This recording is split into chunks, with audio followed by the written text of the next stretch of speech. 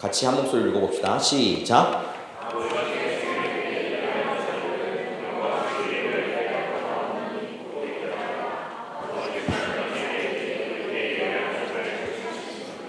네, 아멘. 네, 오늘은 예배를 회복하자라는 여러분들과 같이 말씀을 가지고 나누려고 합니다. 자, 봅시다.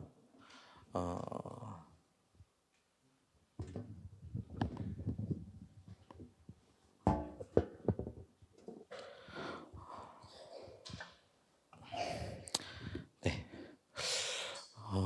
자, 이게 되는지 한 번만. 좋아요. 잘 됩니다. 여러분들, 우리가 삶을 살아가는 데 있어서 불안하신 적 있죠? 불안. 여러분들, 불안의 뜻이 뭘까요? 넘어갔으면 좋겠어. 한 번만 더 넘겨주실게요. 왜 안 넘어가죠? 됩니다. 앞으로 넘겨주시면 됩니다. 불안. 불안을 우리가 한자어로 보면 안이불자에 평안한 안자를 씁니다. 그럼 말 그대로 평안하지 않은 상태가 불안이라고 이야기를 하는 거예요. 네, 넘겨주셔야겠네요. 불안은 심리학에서 특정한 대상이 없이 막연하게 나타나는 불쾌한 정서적인 상태 또는 안도감이나 확신이 상실된 심리 상태라고 이야기를 합니다. 이러한 맥락에서 이 불안은 죽음, 이별, 죄책감, 건강 등의 다양한 요인이 관여할 수 있다라고 알려져 있기도 하죠. 네, 원래 은혜가 있는 자리에는 수많은 일들이 일어나기 시작합니다. 그죠? 자, 그래서 이 불안에 대해서 이제 여러분들 잘잘법이라고 혹시 아시나요? 잘잘법에서 김기성 목사님께서 한 짧은 영상이 하나 있어요. 그 영상 한번 보고 또 이어가도록 하겠습니다. 불안한 마음이 나를 휘어잡을 때 그거를 골똘히 바라보면은 불안의 힘은 점점 커져요. 어느 날 예배 다 마치고 집에 올라갔는데 마음을 어떻게 추스릴 수가 없는 거예요. 권태로운 것도 아니고 외로운 것도 아니고 뭔지 모르겠어요. 친구한테 전화를 할까? 막 헤매다가 아무 데도 갈 데가 없는 거예요. 집에 돌아와서 2층 내 방에 서재에 이렇게 보니까 이상의 권태라고 하는 책이 있는데 꺼내가지고 무심히 눈길을 주고 읽기 시작했는데 그걸 읽는 순간 내가 그렇게 마음이 흔들렸다는 사실을 다 잊어버렸어요. 불안의 태풍이 불어올 때 그 불안에 내 마음을 맡기고 거기에 골똘하지 않고 일상 속에 있는 작은 일, 그 일에 마음을 집중할 때 불안의 안개도 같이 들어가는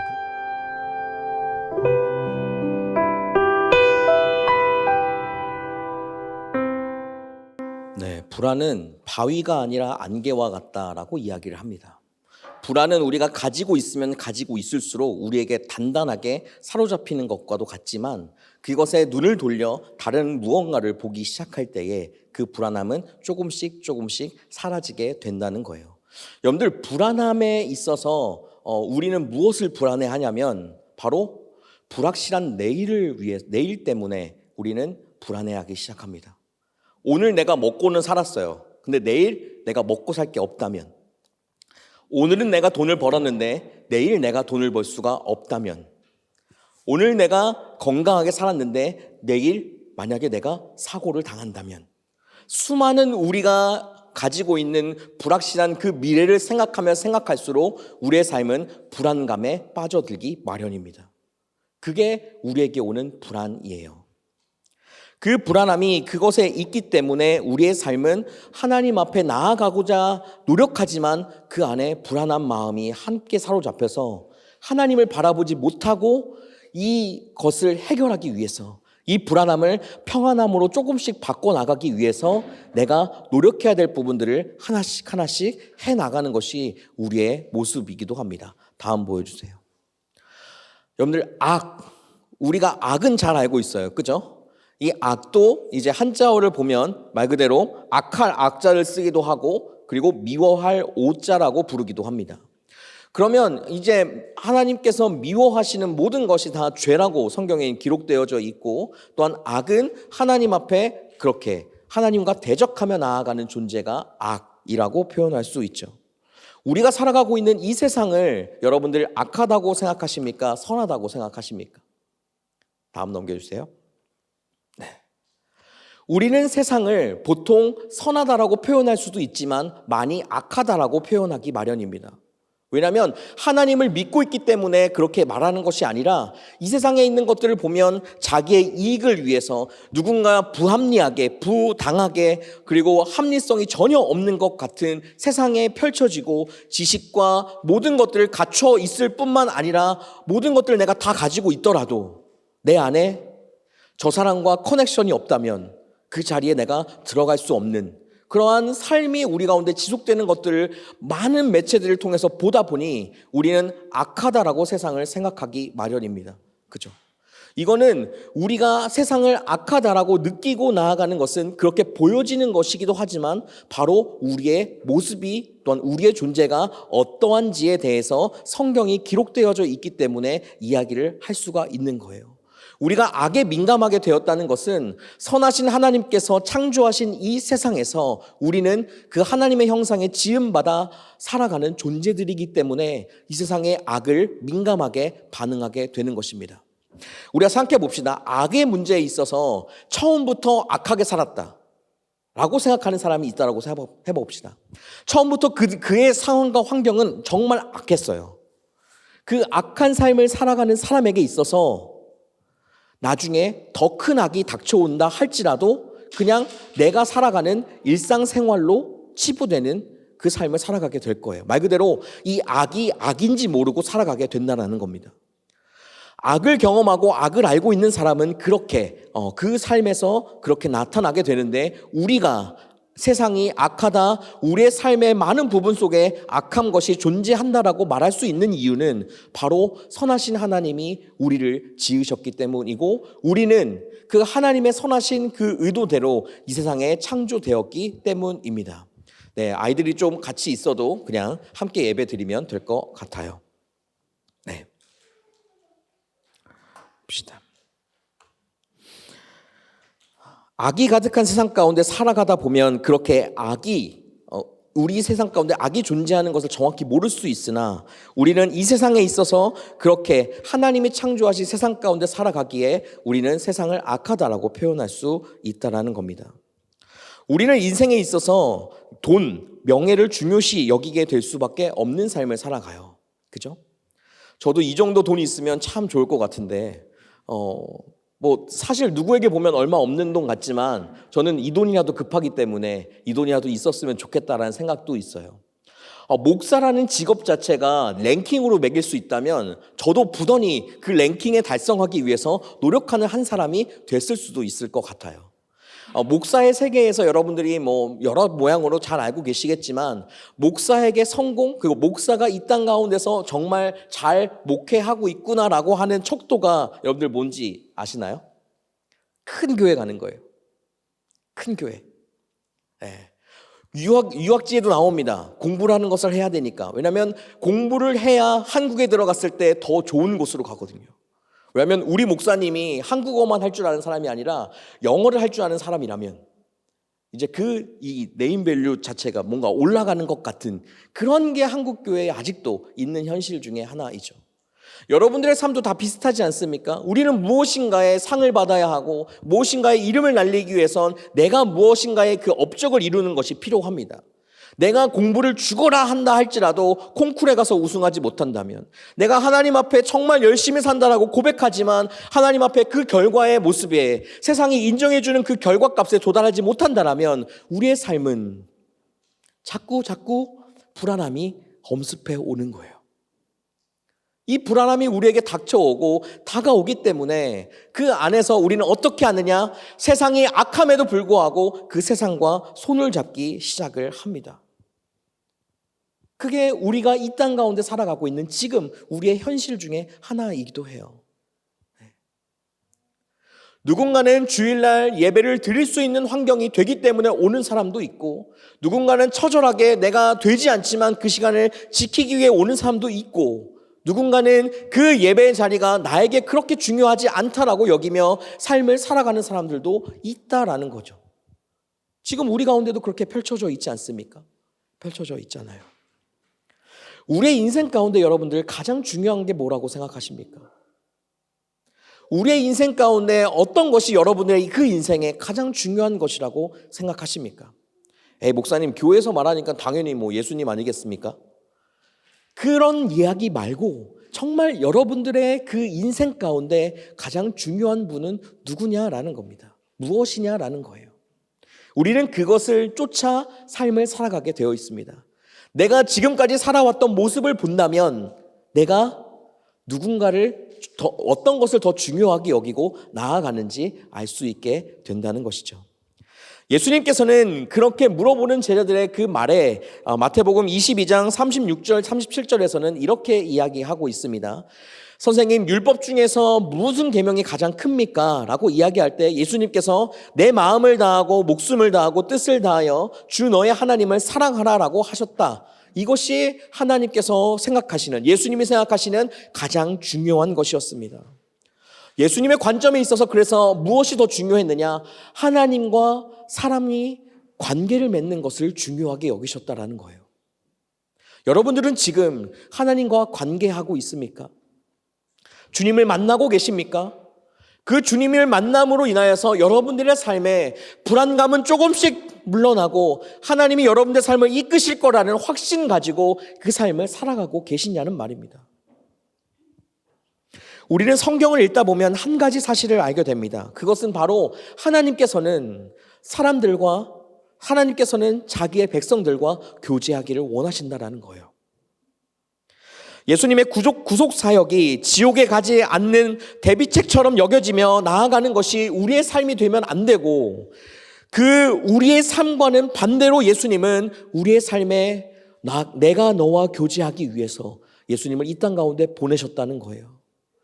여러분들은 예수님께서 십자가에 돌아가신 이 장면을 보며 어떠한 생각을 하고 어떠한 마음을 갖고 살아가고 계십니까? 또 여러분들의 인생 가운데 있어서 예수님은 정말 여러분들의 그 죄를 용서하시는 그것으로 그치고 있습니까? 십자가의 구속의 그 사역을 하신 예수 그리스도께서는 우리의 인생 가운데 하나님을 만날 수 없는 우리의 삶에 하나님과 우리 사이에 다리를 놓아주시는 그 매개체로서의 역할을 감당하셨던 분이었습니다. 요한계시록 3장 20절 말씀에서는 볼지어다 내가 문 밖에 서서 두드리노니 누구든지 내 음성을 듣고 문을 열면 내가 그에게로 들어가 그와 더불어 먹고 그는 나와 더불어 먹으리라. 사실 이 요한계시록 3장 20절에 있는 이 말씀은 전도를 하기 위한 도구로 사용되어지게 됩니다. 말 그대로 여기에 문을 내 마음의 문으로 표현하기 때문에 내 마음의 문을 연다면 주님께서는 내 안에 영접으로 들어오셔서 나와 함께 하신다라는 것. 근데 여기에 말씀에 보면 그와 더불어 먹고 그는 나와 더불어 먹으리라. 이 말은 예수님께서 우리와 관계할 뿐만 아니라 우리와 함께 생활하기를 원하신다고 이야기를 하시는 거예요. 하나님께서는 이렇게 우리에게 이야기하십니다. 내 사랑하는 백성들아, 나는 너희와 교제하기를 원한다. 너희가 나를 외면하지 않았으면 좋겠다. 나는 너와 함께하고 싶다. 그 이야기를 하나님은 끊임없이 성경의 모든 구절들을 통해서 하고 있는 것을 우리에게 보게 됩니다. 오늘 기독교의 본질이 어디에 있다라고 생각하십니까?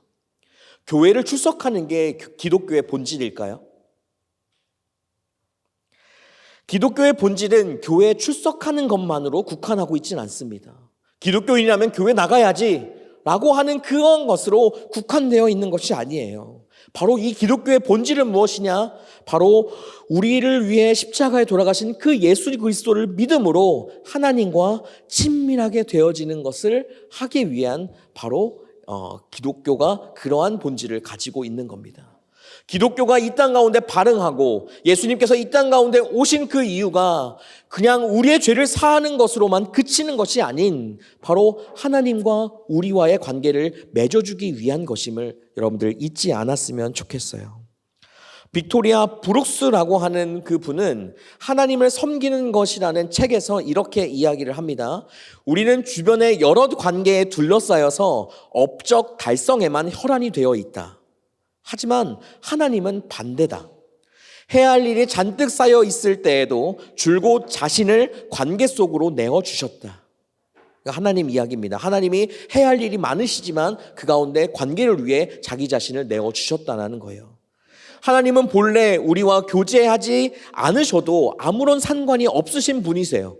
신이시고 또한 그 가운데 하나님은 스스로 존재하시는 분이시기 때문에 굳이 우리와 그렇게 하실 필요가 없었지만 하나님은 그렇게 하기로 택하셨다라는 거예요. 그게 우리가 가지는 은혜입니다. 하나님께서는 친밀한 교제가 곧 목적이었기 때문에 이스라엘 백성과 끊임없이 생활하고 함께하는 시간들, 선지자들을 계속 보내어 그 하나님을 만나고 경험할 수 있도록 만들어주실 뿐만 아니라 결과적으로 끝날에는 그 예수님을 보내주셨고 예수님께서 승천하시면서 또 말씀하셨죠. 내가 끝날에는 다시 오리라. 그게 하나님께서 우리에게 가지고 있는 가장 중요한 맥락인 우리와 친밀해지고 싶다라는 것이었습니다. 하나님께서 친밀하게 되어 있다, 친밀한 사람이다, 친밀한 분이다라고 하는 그것은 어디서 우리가 또 한 번 알 수 있느냐? 창세기 3장 말씀에서 알 수 있습니다. 창세기 3장 이 8절 말씀에서 보면 그들이 그날 바람이 불 때에 하나님이 어떻게 하셨느냐? 동산에 거니셨다라고 이야기를 하고 있어요. 거니시다라는 표현은 이제 사람이 하는 것이죠. 하나님은 사실 거니시는 분이 아니라 어느 곳에도 함께 하시는 분이시고 그곳에 언제나 존재하시는 분이신 줄 믿습니다. 그런데 우리의 삶 가운데서 이렇게 또한 성경에서 표현하고 있다는 것은 내가 너와 동행하고 있다는 것을 말씀해 주기 위함이었던 거예요. 하나님께서 에덴 동산을 거니시는 것은 굉장히 자연스러운 일이었습니다. 그곳에 아담과 하와가 있었죠. 그 아담과 하와를 통해서 하나님께서 그들과 얼마나 깊은 교제를 맺었을지 우리가 상상조차 되지 않을 정도의 깊은 교제를 가졌을 거예요. 그들이 선악과를 따먹지만 않았어도 우리도 그 모든 것들을 경험하며 살아갈 수 있었겠죠. 하나님은 여러분들 기억하셔야 될 게 우리가 짓는 죄 때문에 슬퍼하시지 않습니다. 오히려 하나님은 죄를 미워하시는 분이시고 죄를 정말 지독히도 싫어하시는 분이시기 때문에 죄 지은 인간을 멸하고 죽이시기까지 할 정도로 죄를 그렇게 하시는 분입니다. 근데 하나님께서 왜 이 죄의 문제에 대해서 끊임없이 관여하시고 끊임없이 네가 죄를 짓지 말고 거룩하게 살아야 한다라고 끊임없이 이야기하실까?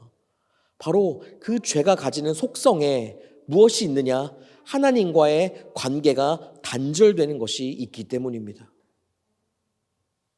우리는 죄를 짓는 순간, 죄를 지으며 끝까지 나아가는 그 순간순간마다 우리는 하나님과의 단절을 경험하게 됩니다. 하나님을 만나는 횟수가 줄어들고 죄와 함께 가는 시간들이 넘쳐나는 것이 우리의 인생이 되고 우리의 삶이 되어진다라는 거예요.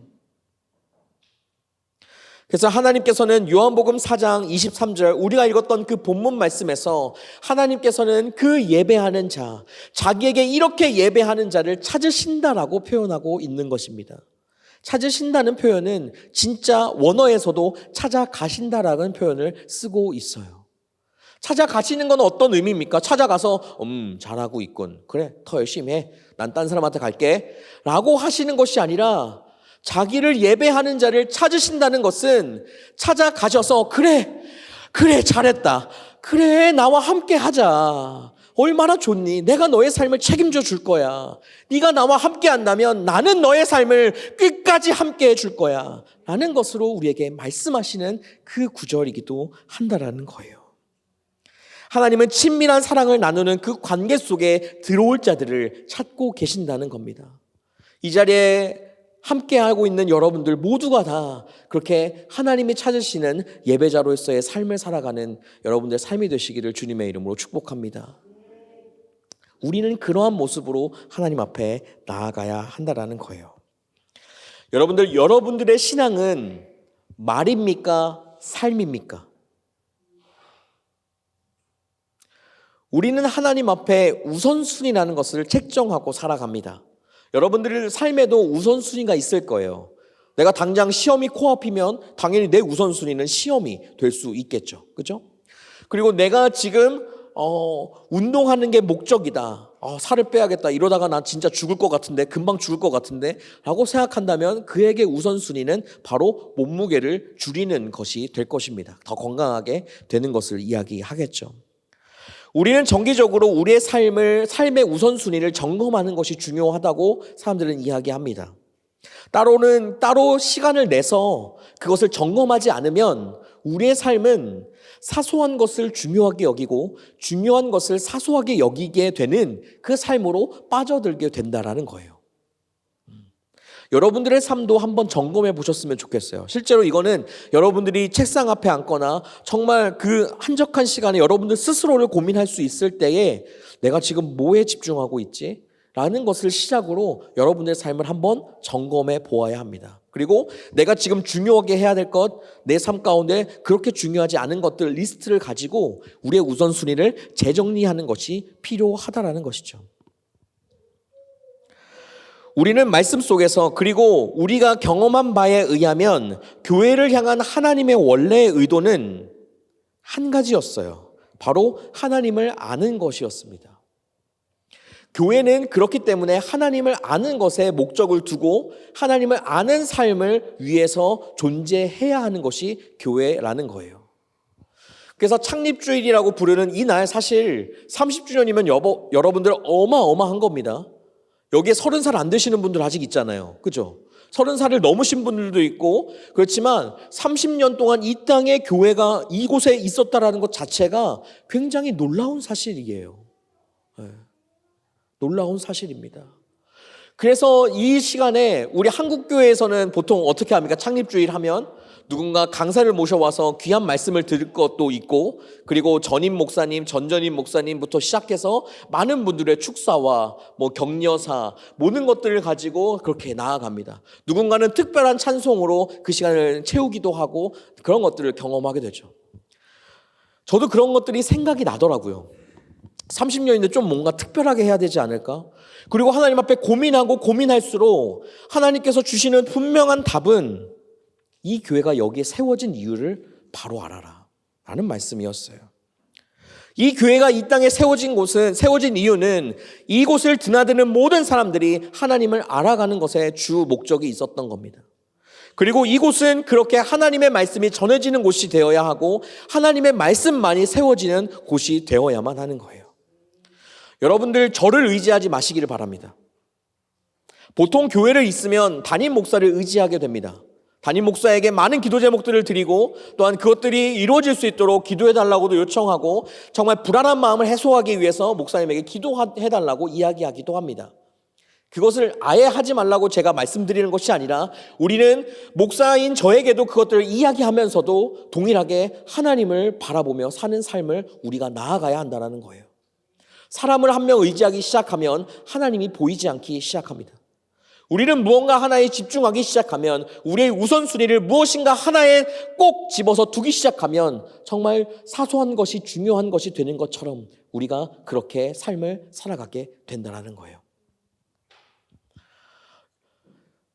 제가 삶을 살아가면서 가장 많이 화를 내는 적이 여러 번 있습니다. 언젠지 아십니까? 배고플 때예요. 배고플 때에는 일단 밥을 먹어야 되는데 밥을 먹는 그 시간을 참는 것조차 힘들 정도로 제 안에 그 어려움이 옵니다. 여러분들 그러면 내 삶에서 지금 우선순위는 어떻게 되는 것일까요? 밥을 먹는 것, 이 배고픔을 채우는 것, 이게 저의 우선순위가 되어진다는 거예요. 근데 또 이제 하나님께서 감동을 주셔서 금식하는 순간들이 저에게도 다가온다면 금식하는 것은 또 감사하게 감당합니다. 그때는 우선순위가 어디에 있습니까? 바로 하나님 앞에 기도하는 것이 저의 우선순위였던 거예요. 그러면 그 배고픔을 참아갑니다. 옛날에 이제 금식성회라는 곳에 제가 몇 번 이제 대학교 때는 9끼를 굶어가면서 그렇게 하나님 앞에 기도했던 적들이 있었는데 그러면 옛날에 이제 그런 회관이나 아니면 어떤 공간에서 보면 이제 이런 LED 등이 아니라 이제 형광등이 보통 이렇게 달려 있잖아요. 진짜 그걸 보면서 와, 가래떡 먹고 싶다는 생각을 정말 많이 했었어요. 가래떡 먹고 싶다. 평상시에 가래떡도 안 먹으면서 그게 배고픔으로 오는 저의 유혹이 될 수도 있지만 사실 그 자리는 하나님 앞에 기도하는 자리였기 때문에 크게 관심을 두지 않는 것이 우리의 삶입니다. 거듭 말씀드리지만 여러분들의 마음 가운데 그 불안함은 어디에서 옵니까? 여러분들은 이 세상의 악 가운데서 어떻게 삶을 살아가기를 소망하십니까? 우리는 그 우선순위를 주님께 두어야 할 줄 믿습니다. 주님께 두고 나아가는 우리의 우선순위의 그 삶을 통해 우리는 하나님을 바라볼 뿐만 아니라 주님과 친밀하게 교제하는 그 역사 가운데 살아갈 수 있게 된다는 거예요. 도널드 박사라는 그분은 이제 내가 만든 하나님에서 이렇게 강조하고 있습니다.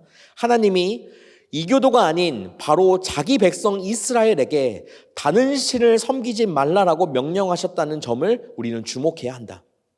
구원받은 자라고 해서 진정한 하나님께 온전히 예배하리라는 보장은 없다. 하나님이 멀게 느껴지고 너무 천천히 모습을 드러내시는 듯하고 우리의 소망에 너무 불친절하신 듯하다 라고 느낄 때에 반드시 우리에게 생겨날 수밖에 없는 그 열망 때문에 우리는 더 즉각적으로 만족을 주는 신들과 쉽게 간음을 하게 된다. 하지만 하찮은 오후의 유의가 지나고 나면 채워지지 않는 열망은 더 극심한 분노가 되어 돌아온다. 하나님과의 결혼 관계가 더럽혀졌고 하나님이 베푸시는 그 구원은 배신을 당하게 되니 말이다. 여러분들 좀 이해가 안 되죠? 밑줄 친 부분들이 이해가 안 될 수 있는데 앞에 PPT 한번 넘겨주세요. 다시. 하나님이 우리의 인생 가운데 멀리 있는 것처럼 느껴진다는 거예요. 그리고 우리가 기도하면 즉각적으로 응답해 주셔야 되는 분인데 너무 천천히 모습을 드러내시는 것처럼 보이고, 그리고 우리가 가지고 있는 소망에 하나님이 바로 반드시 답을 하시지 않는 것처럼, 우리의 소망에는 관심이 없는 것처럼 하나님이 그렇게 느껴질 수 있다라는 거예요. 그렇게 되다 보면 그 하나님보다 우리의 그 모든 것들을 채워줄 수 있는, 다음 장 넘겨주시면 됩니다. 생겨날 수 없는 열망, 우리의 불안감, 우리가 가지고 있는 이것을 채워야 하는 것들 때문에 우리는 하나님이 아닌 다른 것을 섬기기 시작한다는 겁니다. 하나님이 아닌 다른 해결책을 찾기 위해서 달려간다는 것을 이야기하는 거예요. 그러면 우리는 하나님을 믿는 자로, 그리스도인으로서 나는 교회에 매일마다 출석하고 11조도 꼬박꼬박하고 하나님 앞에 모든 것들을 다 드린 자인데도 불구하고 우리의 삶은 하나님과 그 관계가 단절된 것과 같은, 하나님을 배신한 것과 같은 삶을 살아가게 된다는 겁니다. 똑같이 우선순위에 대해서 얘기하고 있는 거예요. 여기서 우선순위에 대해서 이야기할 때 우리가 가장 우선순위로 두어야 할 것은 바로 내가 주님과 관계하고 있는가입니다. 하나님을 전혀 인정하려 들지 않던 이 세상에 살다 보면 우리는 우리가 가지고 있는 그 신앙의 토대가 쉽게 무너지는 것을 경험하기 시작합니다. 내가 믿음을 이렇게 가졌지만 내가 어렵게 들어간 이 직장에서 하나님께 반하는, 하나님의 말씀에 반하는, 내가 가지고 있던 그 신앙에 반하는 어떤 모습들이 드러나거나 아니면 어떤 행동들을 내가 해야 할 때에 우리는 그것에 쉽게 우리의 신앙보다 그것에 목적을 두고 살아갈 때도 있다는 거예요. 아, 주님께 회개하면 되지. 주님 나 다 아실 거야. 내가 이렇게 어렵게 들어간 거 주님도 다 아실 거고, 내가 이렇게 할 수밖에 없다는 것도 다 아실 거야. 그러니까 그래, 하나님 앞에 회개하면 되지 라는 마음이 우리에게 들어오기 시작하면서 그렇게 될 수 있다라는 겁니다. 우리의 그래서 영적인 토대는 우리가 우리의 삶에 세우는 것이 아니라 하나님의 말씀 앞에 하나님의 삶, 하나님과 관계하는 것 속에 든든하게 세워가는 여러분들의 삶이 되어야 한다라는 거예요. 로버트 C. 세비지라는 그분은 인생 수업이라는 그 책에서 단호하게 이렇게 이야기를 합니다. 대다수의 사람들이 교육을 받는 것보다 삶을 즐기는데 더 많은 돈을 지불하려고 한다. 우리는 종종 영적인 삶을 살아가는 것보다 여가 생활과 끝나지 않는 쾌락을 따라가는 삶에 많은 시간과 재정들을 투자하기 마련입니다. 이게 지금 우리의 삶에 씁쓸하게 보여지는 자화상이죠. 요즘에는 그 말이 조금 사라진 것 같은데 욜로라고 하는 그 말이 정말 우리의 인생을 즐겨야 한다. 너 그렇게 살아서 뭐 할 거냐 라고 생각하면서 나아가는 것을 또한 보게 되는 것을 우리가 알게 되죠. 우선순위를 외치는 그것에서 우리는 하나님과의 관계를 우선순위로 삼는 삶이 필요하다라는 겁니다. 성경이 말하고 있는 진정한 하나님의 백성이 되려면 우리는 우리의 삶이라는 대가를 지불해야 할 줄 알아야 한다라는 거예요. 죄와 은혜는 반대에 대한 개념입니다. 그죠? 우리의 삶에 있어서 죄와 은혜는 반대되는 거예요. 왜냐하면 죄라는 것은 하나님과 우리와의 관계가 단절되는 것을 경험하게 하기 때문입니다. 우리는 이 죄를 어떻게 다루느냐에 따라서 우리는 사랑하는 하나님과 다시 연합하는 삶을 살아가기도 되고 또한 주님과 더 멀어지는 관계가 되기도 하죠. 그래서 우리는 이 죄라는 것을 잘 다스려야 하는 것이 우리에게 필요합니다. 하나님의 은혜와 용서는 믿음의 핵심이라고 부르고, 그래서 일반적으로 여러분들 우리의 인생 가운데 있어서 우리의 삶에 그냥 주변에 있어서 도덕성이 완전히 무참히 파괴된 어떠한 곳이 있다라고 한번 가정을 해봅시다. 그곳에는 도덕성이라는 것 자체가 존재하지 않아요. 그러니까 상식이라는 것이 통하지 않는 곳이 있게 되죠. 그곳에 우리가 들어가게 되면 그들과 동일하게 무상식, 정말 도덕성이 없는 삶으로 그렇게 나아가려고 할까요? 우리는 그곳에 있게 된다면 우리는 그곳에 올바른 길로 가려고 계속적으로 애쓰는 모습을 우리에게 보여지게 될 것입니다. 근데 그곳에 도덕성이 존재하지 않는 것, 그 모든 것의 시초는 바로 죄가 있고 또한 그 죄의 결과로 그 삶이 이어지는에도 불구하고 우리는 그곳을 도덕적으로 무엇인가 올바르게 한 그 행동들 때문에 우리의 이 죄가 없어지는 것 같은 그러한 삶도 우리가 경험하게 된다는 거예요. 하나님께서 인간이 가지고 있는 진정한 문제가 만약에 정치적인 재난이라고 한다면 하나님은 그 위대한 정치가들을 우리에게 많이 보냈을 것입니다. 경제적으로 이 세상의 문제가 인간에게 있어서 하나님이 사랑하시는 그 인간에게 있어서 가장 중요한 근본적인 문제라면 하나님은 경제학자를 보낼 뿐만 아니라 그 부가 잘 채워질 수 있는 환경들을 많이 조성해 주셨을 것입니다. 하나님께서는 바로 인간이 가지고 있던 그 진정한 문제가 죄라는 것을 알고 계셨기 때문에 예수님을 우리 가운데 보내신 것입니다. 세상의 구원자가 필요했던 것이죠. 세상의 이 죄의 문제를 끊어버리고 하나님을 바라보는 자가 있어야 하기 때문이었고, 하나님을 바라볼 때에 있어서 그 죄가 하나님을 바라보지 못하게 했던 것 때문에 예수님이 우리 가운데 와 주신 것이었습니다. 디모데전서 1장 15절 16절 말씀에서 보면 밑보다 모든 사람이 받을 만한 이 말이여 그리스도 예수께서 죄인을 구원하시려고 세상에 임하셨다 하였도다. 죄인 중에 내가 괴순이라 라고 이야기를 하며 사도 바울이 이 고백을 하게 됩니다. 바울은 하나님을 만나고 나서 누구보다 하나님과 가까이 했고 그 하나님의 말씀을 잘 알고 있을 뿐만 아니라 하나님께 누구보다 더 그 은혜를 받은 사람이었어요. 그 자가 하나님 앞에 했던 고백이 무엇이냐면 내가 죄인 중에 괴수다. 이것은 나는 죄에서 벗어나지 못했다라는 것을 다시 한번 선언적으로 이야기하고 있는 장면이기도 했습니다. 고린도후서 5장 17절과 21절 말씀에서 보면 그런즉 누구든지 그리스도의 안에 있으면 새로운 피조물이라 이전 것은 지나갔으니 보라 새 것이 되었도다. 하나님이 죄를 알지도 못하는 이를 예수님이시죠. 우리를 대신하여 죄로 삼으신 것은 하나님께서 우리로 하여금 그 안에 하나님의 의가 되게 하려 하심이다라고 이야기를 하는 것처럼 하나님은 끊임없이 우리의 죄의 문제를 해결하시기 위해 끊임없이 부단히 노력하시고 행동했던 것들을 우리가 보게 됩니다. 우리는 죄인이라는 것을 깨닫는 것에 그치면 안 돼요. 바로 이 말씀처럼 하나님께서 우리에게 하신 이 은혜들을 기억하며 나아가는 삶을 살아가야 한다는 겁니다. 마틴 루터는 그리스도인으로서 우리는 성인인 동시에 죄인이다라고 이야기를 했습니다.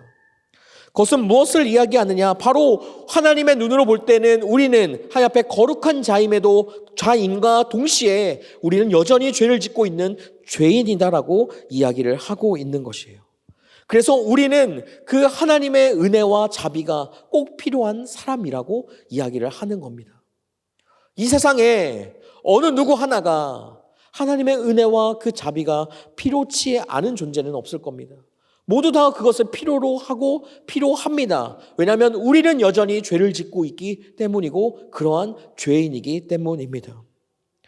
우리는 하나님을 믿고 있기는 하지만 우리는 그 하나님의 은혜가 필요한 그 죄인들로서 끊임없이 그 죄를 기억하고 죄를 짓는 것에 민감하게 반응하며 하나님 앞에 나아가는 삶을 살아가야 한다는 거예요.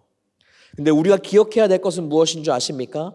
죄보다 하나님의 은혜가 언제나 크다라는 것입니다. 그렇기 때문에 그 은혜를 우리가 기억하고 있는 우리가 하나님의 은혜 때문에 우리의 죄가 하나님 앞에 용서받을 수 있게 된다는 겁니다. 우리가 알고 있어야 될 것 한 가지는 죄를 지어도 되는 자유가 우리에게 주어져 있지 않다라는 거예요. 혹시 여러분들의 마음 가운데 나는 예수님을 믿고 있고 주님은 나의 죄를 사해 주셨고 나는 그 죄 가운데 벗어났고 그래서 내가 짓는 죄를 주님께 용서를 구하기만 하면 주님은 그 모든 것들을 다 깨끗게 해주신다 말씀도 하셨기 때문에 나는 죄 짓는 것에 그렇게 하나님 앞에 죄송할 마음은 있지만 그 가운데 온전하게 그 죄 짓는 것에 불편한 마음은 좀 적어졌어. 평안해. 죄를 지어도 조금은 더 평안해. 그게 여러분들 하나님께서 우리에게 주시는 복음이 아니라는 거예요. 사도 바울은 로마서 6장 1절과 15절 말씀에서 이렇게 이야기를 하며 질문을 합니다. 자신 스스로에게 질문을 하는 것이죠. 우리가 무슨 말을 더 할까? 은혜를 더하게 하려고 죄에 있겠느냐? 어찌할까? 법 아래 있지 아니하고 은혜 아래 있으니 우리는 죄를 지을까? 우리는 그럴 수 없다라고 사도 바울은 단호하게 이야기를 합니다. 의한 은혜 안에 있는 자로 삶을 살아갈 때에 은혜를 더하며 나아가는 하나님의 그 은혜에 가진 삶을 살아갈 때조차 우리는 죄를 짓지 않는 삶을 살려고 노력해야 한다라는 거예요. 그게 하나님과 우리와의 관계가 이어지는 유일한 길이라는 겁니다. 어느 누구가 자기의 죄를 그닥 이거는 하나님이 보시기에 그렇게 중요하지 않아. 그저 작은 죄에 불과해 라는 태도로 정당화하려는 그 마음이 여러분들 가운데 있다면 오늘 이 말씀을 듣고 또한 이 예배 가운데 그것을 돌이키는 여러분들의 마음이 되시기를 주님의 이름으로 축복합니다. 그렇게 우리 가운데 죄가 있기 시작하게 된다면 우리의 삶은 점차 하나님과 더 다가가지 못하는 존재가 되어지게 된다는 거예요. 여러분들 사도 바울은 정말 하나님께서 보시기에도 정말 위대한 사람이었습니다. 신약의 성경의 거의 절반 이상을 지을 정도로 정말 하나님 앞에 쓰임받았던 존재였어요. 그도 동일하게 그 은혜 아래 있으면서도 이야기합니다. 죄가 있을 때 나는 그렇게 할 수 없다. 내 안에 죄가 있는 것을 나는 용납할 수가 없다. 죄에 대한 부분들을 이야기할 때 또 한 가지 이야기하는 많은 예시가 있습니다. 영상으로 하나 준비했거든요. 바로 바리새인과 또한 세리와의 관계에 대한 이야기입니다. 영상 보고 이 말씀 이어가겠습니다. 성경 이야기 바리새인과 세리의 비유.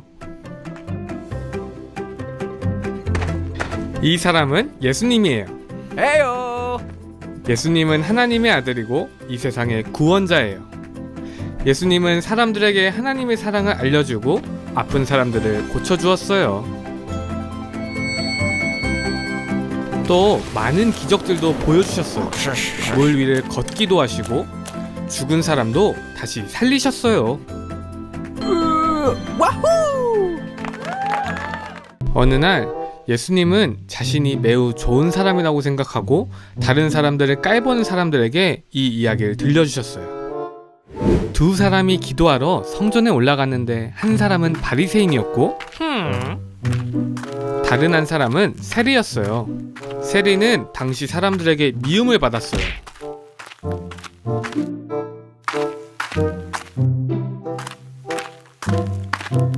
바리새인은 모두가 보이는 자리에서 이렇게 기도했어요. 하나님 감사합니다.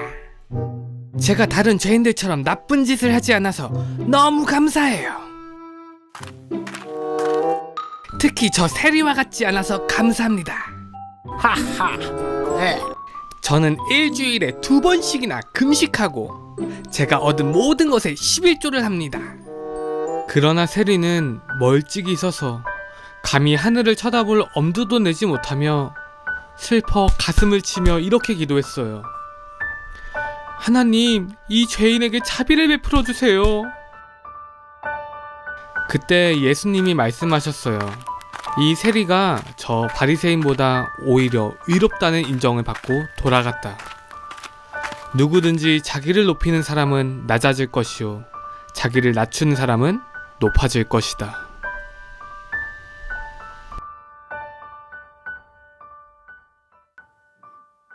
네, 바리새인과 세리는 정반대의 기도를 했던 것을 우리가 보게 됩니다. 예수님께서는 그렇게 이 세리가 하는 기도가 오히려 세리가 의인이다, 바리새인보다 세리가 의인이다라고 말씀하시면서 그렇게 세리가 한 그 기도에 또한 집중하고 또한 그것들을 우리에게 보여주시는 장면이 또한 이 말씀이기도 한 거예요. 오늘날 우리에게 널리 퍼져 있는 그것 가운데 자기중심의 복음이라는 것이 있습니다. 누군가 이제 이름을 지어서 해놓으면 당연히 할 수 있지만 우리에게 나는 자기중심의 복음이 뭐야 라고 생각을 할 수가 있어요. 그게 말 그대로 오늘 바리새인이 보여준 이 모습이 자기중심의 복음을 이야기하고 있습니다. 나는 교회도 꼬박꼬박 다니고 나는 하나님의 말씀도 꼬박꼬박 읽어.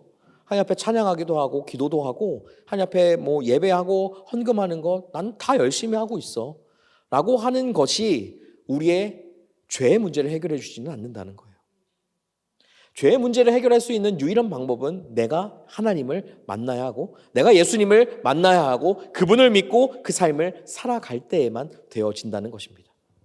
우리가 기독교적인 그 전통 가운데서 교회가 가지고 있던 어떤 전통 가운데 있어서도 이렇게 하는 것이 맞다, 저렇게 해야 한다, 이렇게 해야 된다 하고 하는 여러 가지의 그 모습들로 인하여서 우리의 신앙이 결정되지 않는다라는 거예요. 그래서 이러한 설교에 대한 이야기나 이러한 말씀들을 듣게 되는 사람들 중에 어떤 분들이 가장 믿기 어려운 줄 아십니까? 교회를 오래 다니신 분들이에요. 교회를 오래 다니신 분들은 자기가 이미 하나님과 함께 은혜 받고 그 삶을 여전히 누리며 나도 살아가고 있기 때문에 이 말씀들이 그래 맞아 인정은 하지만 그게 나의 삶을 꿰뚫어 보는 말씀이라고 여기지 못할 때도 있다라는 거예요. 여러분, 성경에서는 하지 말라 또한 해라라고 하는 그 많은 말씀들이 있게 됩니다. 그죠? 율법에 있는 많은 말씀들은 우리에게 어떠한 유익을 주느냐. 갈라디아서 3장 24절 말씀에서는 그 율법이 우리를 그리스도께로 인도하는 초등교사가 된다라고 이야기를 합니다. 말 그대로 율법을 우리가 익숙하게 우리가 받아들이고 그 율법대로 살아가는 삶이 우리가 하나님께로 나아갈 수 있는 삶을 이끌어 간다라는 거예요. 그 로마서 3장 20절 말씀에서는 율법으로 무엇을 할 수 있느냐? 죄를 깨닫게 된다고 이야기를 합니다. 우리는 얼마나 철저하게 하나님을 필요로 하는지, 진짜 나는 죄인인지를 보여주는 그 말씀들이 바로 율법이라고 이야기를 하고 있는 거예요. 그 율법의 역할로 인하여서 그 율법과 더불어 하나님의 말씀인 이 성경은 우리를 그렇게 우리의 삶의 부족한 부분들을 계속 보여주고 있는 것입니다. 우리 자신이 성경에서 얼마나 많은 그 율법들을 어기고 있는지에 대한 것들은 성경을 보다 보면 어렵지 않게 우리는 알 수 있습니다. 출애굽기 20장 17절 말씀에 내 이웃의 집을 탐내지 말라. 내 이웃의 아내나 남종이나 여종이나 그의 소나 나귀나 무릇 내 이웃의 소유를 탐내지 말라라고 하는 이 말씀. 그리고 에베소서 4장 2절에 보면 모든 겸손과 온유로 하고 오래 참음으로 사랑 가운데 서로 용납하라고 하는 이 말씀. 하나님께서 우리에게 해라라고 하는 이 말씀을 이 말씀에 여러분들은 자유로우십니까? 뭐 이웃의 소유를 탐내지 않다라고 할지라도 우리가 삶을 살아가다 보면 무언가 부러움에 속삭일 때가 있는 것 같아요. 오늘 아침에 또 저도 오다가 이제 핸드폰을 보니까 이제 인스타에 알람이 떠서 누구야 뭐야 그리고 봤더니 자기 자랑하는 거예요. 그래서 에이 이러고 때려치웠는데, 그런 것들을 하나 둘씩 보게 되면 나도 저기 있었으면 저랬을 텐데, 저 정도는 나도 할 수 있었을 텐데 라고 생각이 드는 것 또한 무엇인가 다른 사람의 소유를 탐낸다라고 표현하지는 않지만 그 가운데 하나님이 나에게 지금 이 자리에 나를 부르신 그 이유조차 까먹고 살아가는 한 가지의 죄의 모습일 수도 있다라는 거예요. 그리고 우리는 늘 겸손함과 온유함으로 살아가야 한다라고 주님 말씀하시는데 실제로 우리가 그렇습니까?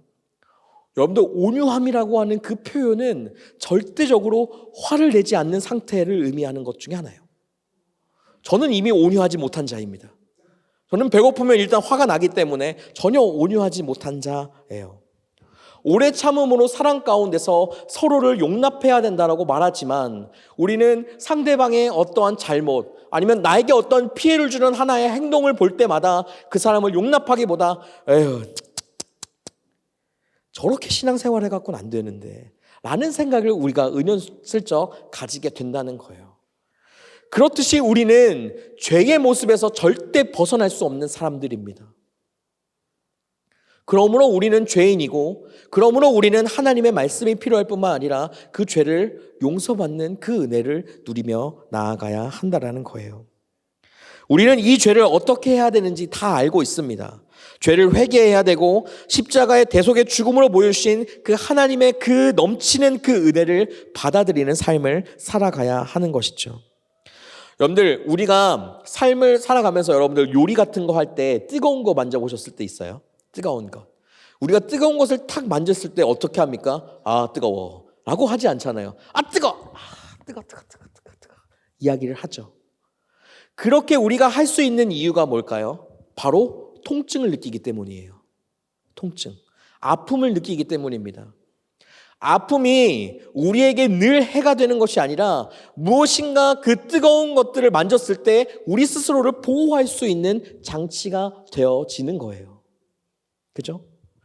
그런 것과 같이 죄책감이라고 하는 부분도 그렇게 우리에게 작동하게 됩니다. 다음 넘겨주세요. 죄책감이 없으면 우리는 은혜를 깨달을 수가 없습니다. 그건 왜냐하면 내가 죄인이라고 생각이 들지 않으면 하나님을 찾지 않기 때문이에요. 우리에게 그래서 죄책감이라는 것이 우리에게 그 죄의식, 죄책감이라는 게 있을 때에야 우리는 하나님을 찾을 수 있다라는 것을 의미합니다. 그렇기 때문에 우리는 그 하나님의 말씀 가운데 삶을 살아갈 때 있어서 여러분들의 그 삶에 이 죄를 깨닫고 그 죄를 정말 주님, 내가 또 죄를 짓는 연약한 존재입니다 라고 고백하는 여러분들 모두가 되시기를 주님의 이름으로 축복합니다.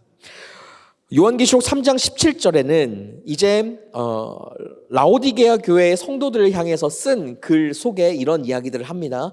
네가 말하기를 나는 부자라, 나는 부요하고 부족한 것이 없다 라고 스스로 라오디게아 교인들이 이야기를 한다는 거예요. 그들은 그들의 마음 가운데 죄 짓는 것이 전혀 결코 없었고 그들의 마음에는 나는 이미 풍부하고 나는 풍족하게 살고 부족한 것이 없기 때문에 나는 만족해. 지금 내가 하는 것은 올바른 거고 나는 잘 살고 있어. 나는 그 교회에서의 생활도 여전히 잘하고 있어 라고 하지만 하나님의 눈으로 보았을 때는 어떻게 보이느냐? 바로 너의 곤고한 것과 가련한 것, 가난한 것과 눈먼 것과 벌거벗은 것을 너는 알지 못한다 라고 이야기를 하는 겁니다. 우리는 우리가 느끼는 그 죄의 책감을 통해서 하나님을 바라보며 나아가는 존재들입니다. 그리고 그것을 통해서 우리는 하나님의 말씀 앞에 부지런히 반응하며 나아가야 되는 존재들이에요.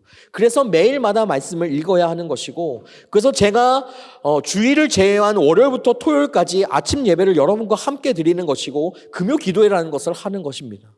잘나서 드리는 것도 아니고 제가 뭐 말씀이 뛰어나서 드리는 것도 아니라 바로 그 자리에서 내가 그 자리에 있어야만 하나님께서 나 가운데 내가 죄인이구나, 내가 아직도 하나님을 찾을 수밖에 없는 사람이구나라는 것을 느끼고 경험하게 된다는 것이기 때문이에요.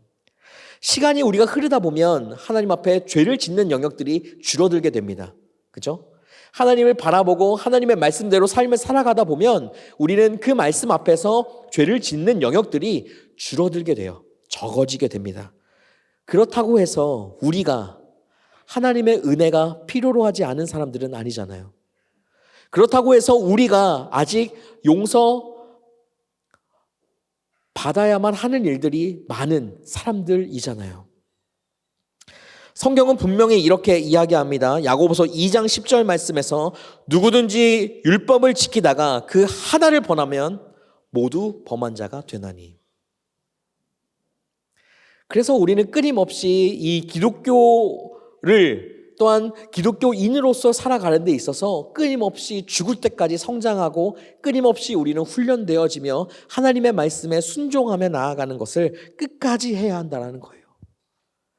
여러분들, 죄인인 우리가 하나님 앞에 할 수 있는 것은 우리 스스로를 겸비하여 주님께 용서를 구하는 것입니다. 정직하고 신실하게 그 죄를 깨닫게 되었을 때에 우리의 영혼의 적은 또한 반대로 그것을 이용하기 시작합니다. 사단이 우리를 유혹하기 시작하잖아요. 그렇죠? 우리가 죄를 짓는 그 상황 가운데 하나님 앞에 용서를 구해야 하지만 그 가운데 용서하지 못하게 하는 사단의 음성들이 우리에게 동일하게 있게 된다는 거예요. 기독교 일간지인 기독일보에서 이런 이야기들을 했습니다. 사단이 사람을 유혹할 때 즐겨 쓰는 네 마디 말. 자, 첫 번째는 무엇이냐면 이 정도는 괜찮겠지. 작은 실수 하나가 사람을 함정에 몰아넣게 되는 것입니다. 큰 물고기도 작은 미끼에 걸려드는 것처럼 이것쯤은 괜찮겠지. 그리고 두 번째가 무엇이냐? 딱 한 번인데 뭘 어때? 사탄은 늘 그 딱 한 번의 말을 유혹의 무기로 삼는다라고 이야기를 합니다. 세 번째는 무엇이냐? 너 아직 젊잖아. 교회 출석을 결심한 그 사람들의 귀에 속삭입니다. 너는 아직 젊어서 회개할 수 있는 순간도 많잖아. 네가 지금 이 순간에서 그렇게 고민하지 않아도 돼. 하나님과 만날 날이 많잖아.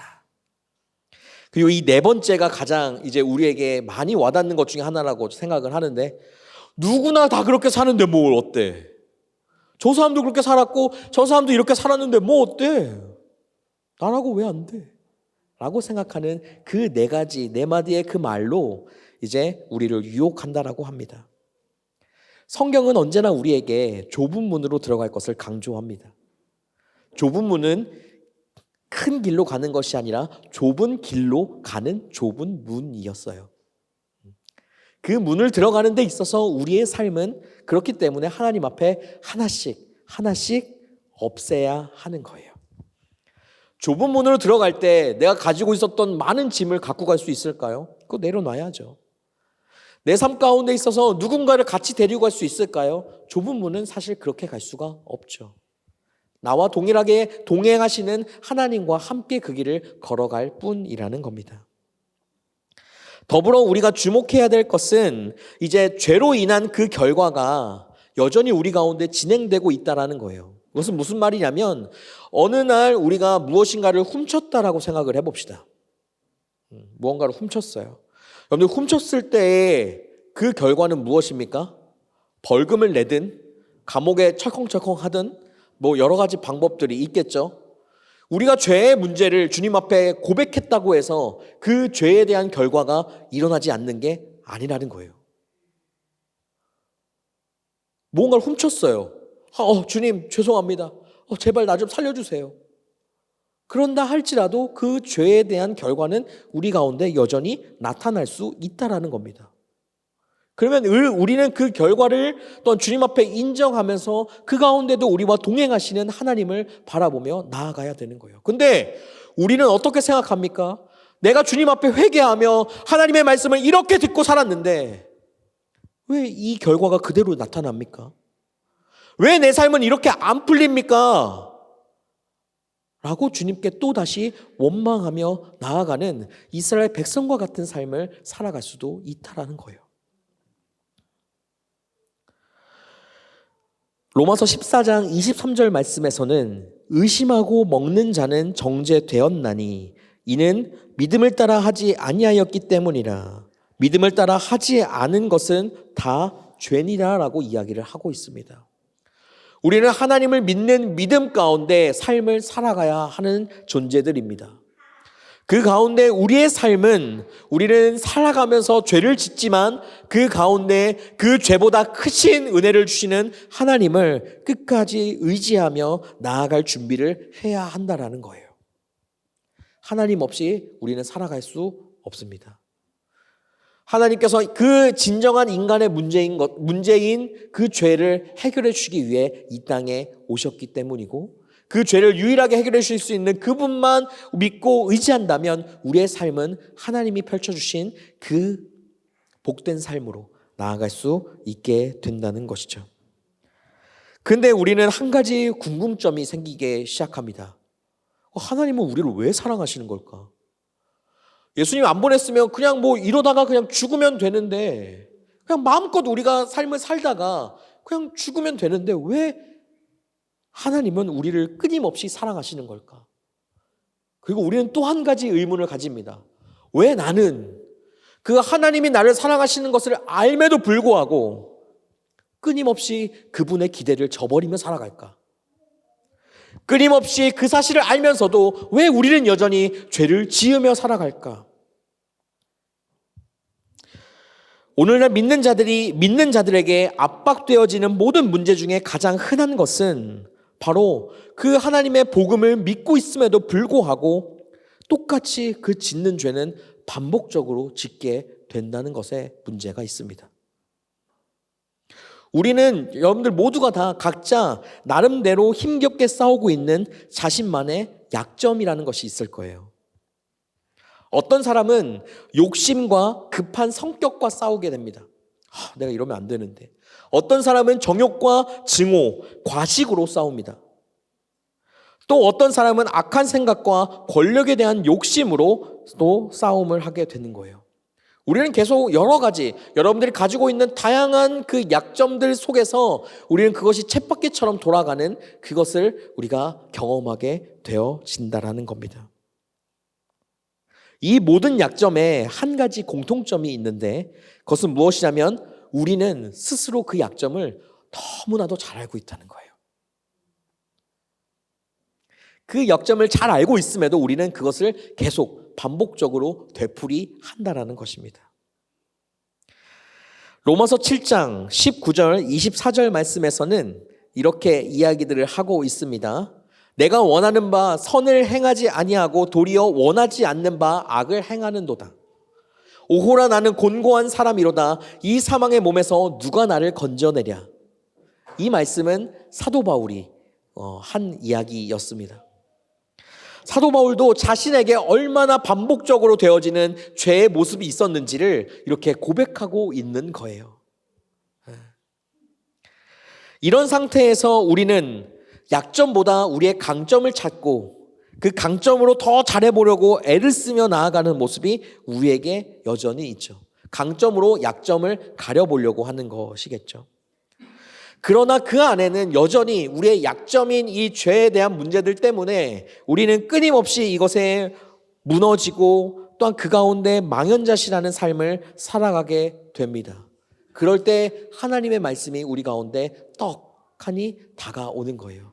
내가 너를 사랑한다. 너의 있는 모습 그대로 너를 여전히 나는 사랑한다. 인간의 근본 문제는 딱 한 가지로 해결할 수 있는데 바로 예수님이 갈보리에서 흘리신 그 보혈입니다. 그 보혈로 인하여서 우리는 그 죄의 문제를 해결할 수 있는 도구가 되어진다라는 거예요. 예레미야가 3장 23절에서는 우리에게 이렇게 이야기합니다. 이것들이 아침마다 새로우니 주의 성실이 크시도소이다. 우리가 하나님과 동행하는 하루하루는 늘 새로울 것입니다. 늘 하루하루가 반복되어지는 쳇바퀴가 아니라 하나님과 동행하는 그 새로움이 우리 가운데 가득가득 차서 하나님의 그 성실하심 가운데 삶을 살아갈 수 있게 되어진다라는 거예요. 그리고 우리가 하나님 앞에 그 죄를 짓는 인간임에도 불구하고 하나님 앞에 살아갈 수 있는 이유는 하나님께서는 그 그리스도께서 우리를 위하여 대신 십자가에 죽게 하심으로 하나님께서는 우리에게 대한 자기의 사랑을 확증하셨다라고 이야기하고 있기 때문입니다. 이게 내가 너를 사랑해라고 이야기하는 게 아니라 내가 너를 끝까지 영원히 사랑해라고 이야기를 하시는 거예요. 하나님은 언제나 우리를 미워하신 적이 없으십니다. 언제나 우리를 사랑하셨고 우리의 삶을 도와주기를 원하셨던 거예요. 근데 하나님께서 우리의 삶에 미워하는 부분들이 있다라면 죄를 미워하시기 때문에 그 죄 짓는 우리의 모습을 돌이키시려고 우리의 삶을 자꾸 뒤흔드는 겁니다. 하나님의 사랑은 참되고 온전합니다. 우리가 그리스도인이 되었다고 해서 회심하기 전까지 우리를 향해 부어주신 그 사랑보다 더 큰 사랑을 우리에게 부어해 주진 않아요. 무엇이냐면 내가 하나님을 더 믿고 더 신뢰한다고 해도 하나님은 우리를 사랑하는 모습이 다른 사람보다 더 우리를 사랑하시지 않는다는 거예요. 하나님은 우리를 언제나 동일하게 사랑하십니다. 내가 어떤 행동을 한다 할지라도 우리를 더 사랑하시는 것이 아니라 우리를 끝까지 영원히 언제까지나 우리가 어떤 죄를 지어도 우리와 항상 함께 하시며 사랑하신다는 거예요. 반대로 무엇을 의미합니까? 우리가 죄를 짓는 그 순간에서도 하나님은 우리를 미워하시지 않는다는 거예요. 하나님과의 관계가 멀어지는 것은 하나님이 하시는 게 아니었습니다. 우리가 하는 거예요. 죄 지은 우리가 하는 겁니다. 하나님을 찾지 않는 것은 내가 하는 겁니다. 그렇기 때문에 하나님은 끝까지 나를 향해 나라와 예배하는 그 자들을 찾으신다고 말씀하시는 것처럼 끝까지 그렇게 우리를 바라보며 계시는 분이 하나님이라는 거예요. 예레미야 31장 3절 말씀에서는 옛적에 여호와께서 나에게 나타나사 내가 영원한 사랑으로 너를 사랑하였기에 라고 이야기합니다. 요한일서 1장 9절에서는 우리가 죄를 고백하면 우리의 죄를 깨끗하게 해주실 것이다 라고 하나님은 말씀하십니다. 왜 그럴까요? 우리를 사랑하시기 때문이었습니다. 우리는 오늘 그 주님을 만나는 시간이 필요합니다. 그렇죠? 하나님은 오늘도 예배하는 자를 찾으십니다. 그 말 그대로 하나님은 우리와 함께 하고 싶어 하신다라는 거예요. 여러분들이 더 이상 죄 가운데 거하시는 것을 보고 싶지 않다라는 것입니다. 여러분들은 어떻게 반응하시겠습니까? 오늘 이 교회는 창립 30주년을 맞이했습니다. 이 땅 가운데 이 교회가 세워진 이유는 하나님의 사랑이 있기 때문이었습니다. 여러분들이 이 독일에 와서 여전히 불안함 가운데 살아가고 계십니까? 악한 세상 가운데서 선하게 살고 싶은데 당장 내가 먹을 것을 생각하니 당장 내 앞길을 생각하니 무엇인가 타협하고 싶으십니까? 여러분들의 그 불안을 매일마다 새로운 것으로 채워주시는 하나님으로 바꾸시기를 바랍니다. 여러분들이 가지고 있는 그 죄의 굴레 가운데서 반복적으로 사는 것이 아니라 다람쥐가 쳇바퀴 굴러가는 그 쳇바퀴를 무너뜨리실 수 있는 하나님께 간구하는 여러분들의 삶이 되시기를 바라요. 우리는 이 쳇바퀴를 돌면서 이 죄를 짓다가 하나님의 은혜로 이 죄가 없어지면 다른 쳇바퀴를 또 돌기 시작합니다. 또 돌아요. 또 돌아요. 끊임없이 우리는 그 쳇바퀴라는 그 삶 가운데서 삶을 살아갑니다. 우리의 약점은 점차 약하여지는 것이 아니라 점차 우리의 삶을 괴롭히는 것이기 되기 때문인 것이죠. 그러한 삶 가운데서 여러분들의 삶을 끝까지 응원하시며 여러분들을 끝까지 사랑하시며 또 여러분들의 삶에 은혜 주시는 그 하나님만을 바라보며 나아가는 여러분들의 삶이 되기를 바랍니다. 우리의 삶은 그렇게 되어야 합니다. 여러분들 말씀 읽어야 합니다. 그래야 하나님의 말씀으로 나의 죄를 깨달을 수 있습니다. 여러분들 기도하셔야 합니다. 그래야 나를 사랑하시는 하나님이 나를 보살피시는 것을 경험하게 됩니다. 여러분들 끝까지 믿으셔야 합니다. 여러분들의 삶의 주님은 유일한 분이실 뿐만 아니라 여러분들의 근원적인 그 문제인 그 죄를 해결해 주시는 분이십니다. 그렇기 때문에 여러분 그분을 끝까지 믿는 여러분들의 삶이 되시기를 주님의 이름으로 축복합니다. 그럴 때 우리의 삶에서는 하나님의 채워주심과 해결해 주시는 그 진정한 은혜를 경험하는 여러분들의 삶이 될 것입니다. 우리 시간 같이 하나님 앞에 함께 찬양하고 기도했으면 좋겠어요.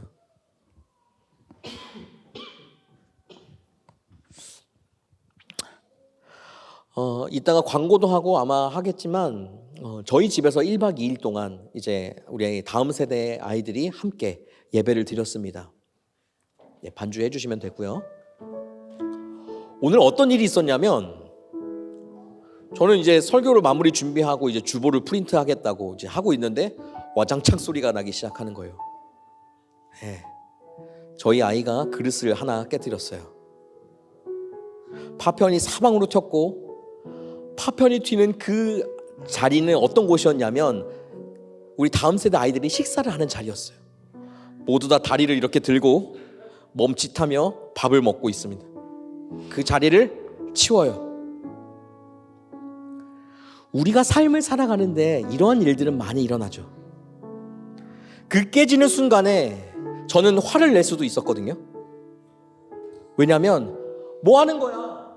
조심 좀 해야지 라고 화를 낼 수도 있었어요. 근데 그 순간 드는 마음이 무엇이었냐면 하나님이 오늘 이 예배에 은혜 주시려나 보다 라는 마음이 먼저 들기 시작하더라고요. 저는 그렇게 믿습니다.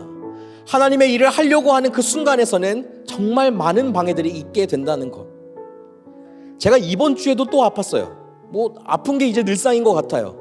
온도가 떨어지면서 이제 목이 아파오기 시작하고 지금도 목 상태가 멀쩡하진 않습니다.